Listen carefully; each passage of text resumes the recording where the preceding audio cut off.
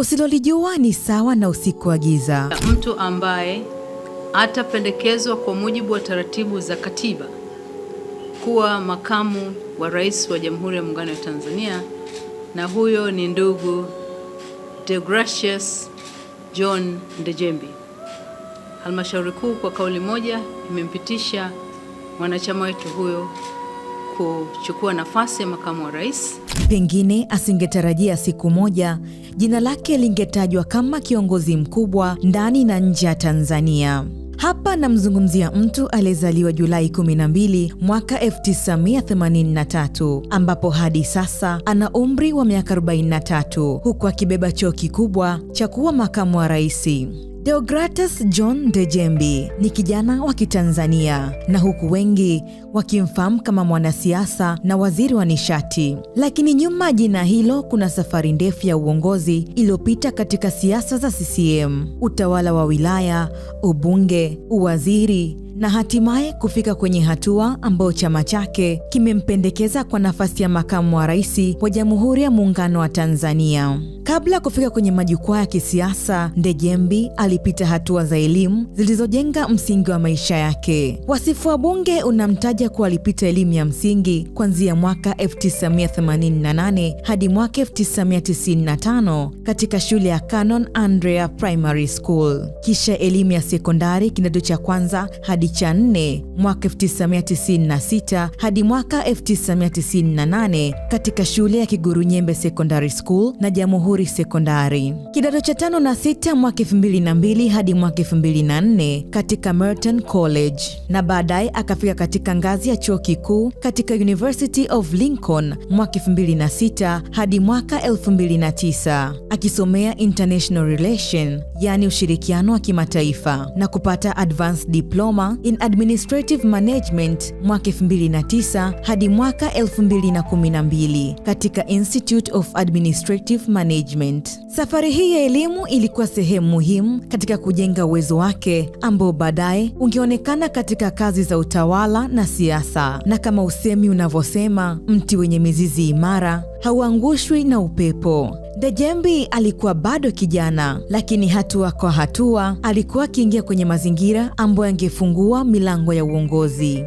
Safari yake ya kisiasa haikuanza akiwa waziri wala mbunge. Ndejembi aliwahi kufanya kazi ndani ya Chama cha Mapinduzi na baadaye akawa mmoja wa maafisa wa chama katika makao makuu. Mwaka 2016, rais wa wakati huo akiwa hayati John Pombe Magufuli alimteua kuwa mkuu wa wilaya ya Kongwa mkoani Dodoma. Uteuzi huo ulikuwa hatua muhimu kwa kijana huyo, kwani ulimpeleka kutoka kwenye mazingira ya chama kwenda kwenye nafasi ya moja kwa moja ya uongozi wa serikali, na Ikulu ilitangaza uteuzi huo tarehe 7 Julai mwaka 2016 na akaagizwa kula kiapo cha uadilifu tarehe 12 Julai mwaka huo. Akiwa mkuu wa wilaya ya Kongwa, Ndejembi alijenga taswira ya kiongozi anayependa kushuka chini na kufuatilia utekelezaji wa mambo. Miongoni mwa mambo yaliyoonekana wakati huo ilikuwa kampeni ya Ondoa Njaa Kongwa, iliyolenga kuhamasisha wananchi kulima mtama kama zao linalostahimili ukame. Pia aliwahi kuchukua hatua dhidi ya changamoto za utendaji katika mamlaka ya maji ya wilaya baada ya malalamiko ya watumishi kuhusu mishahara na usimamizi, na hapo ndipo jina lake lilipoanza kuonekana zaidi katika siasa za Dodoma, kutoka kuwa afisa wa chama hadi kuwa msimamizi wa serikali katika wilaya.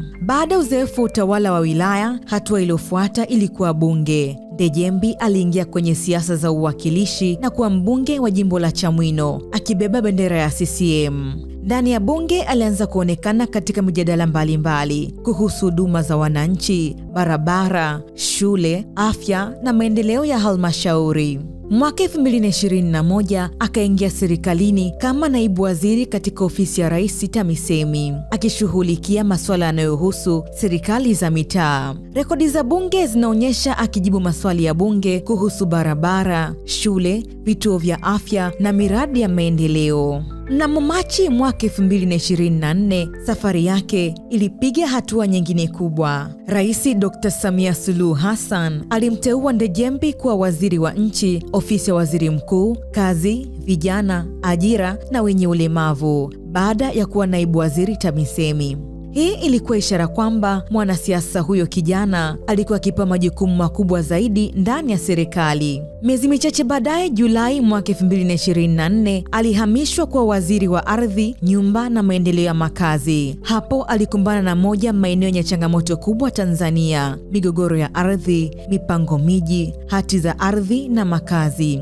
Baada ya uchaguzi wa mwaka 2025, Ndejembi aliendelea kuaminiwa katika serikali mpya na akateuliwa kuwa waziri wa nishati. Hii ilikuwa wizara nzito yenye majukumu makubwa kwa uchumi wa Tanzania: umeme, gesi asilia, mafuta, miradi ya kimkakati na usalama wa nishati. Mwaka 2026 alisimamia ajenda mbalimbali za sekta hiyo, ikiwemo mipango ya kuongeza uzalishaji wa umeme hadi megawati 8,000 ifikapo mwaka 2030. Pia alihusika katika masuala ya miradi ya gesi na EACOP. Na sasa ndipo simulizi hili linapogeuka kuwa la kushangaza zaidi. Baada ya Balozi Dr. Emmanuel Nchimbi kujiuzulu nafasi ya makamu wa rais, nafasi hiyo ikawa wazi. Chama cha Mapinduzi kikaanza mchakato wa kutafuta jina la mtu ambaye angeweza kupendekezwa kushikilia nafasi hiyo. Agosti 26 mwaka 2026, kwa mujibu wa taarifa zilizotangazwa na Katibu Mkuu wa CCM Dr. Asha Rose Migiro katika ofisi ndogo za CCM Lumumba jijini Dar es Salaam, halmashauri kuu ya CCM chini ya mwenyekiti wake Rais Dr. Samia Suluhu Hassan ilimpendekeza Deogratus Ndejembi kuwa makamu mpya wa rais. Kwa hiyo kijana aliyewahi kuwa afisa wa CCM, mkuu wa wilaya ya Kongwa, mbunge, naibu waziri na waziri, sasa amefika hatua ya juu zaidi ya safari yake ya kisiasa. Hivyo safari ambayo ilianza kwenye elimu ikapita CCM, Kongwa, bunge, TAMISEMI, ofisi ya waziri mkuu, wizara ya ardhi na hatimaye nishati, sasa imefika kwenye ukingo wa moja ya ofisi kubwa zaidi nchini.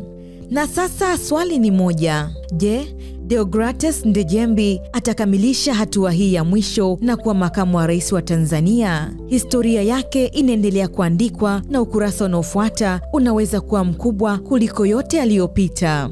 Mtayarishaji ni Innocent Ayo na msimulizi wako ni mimi Consolata Chaligha wa Ayo TV.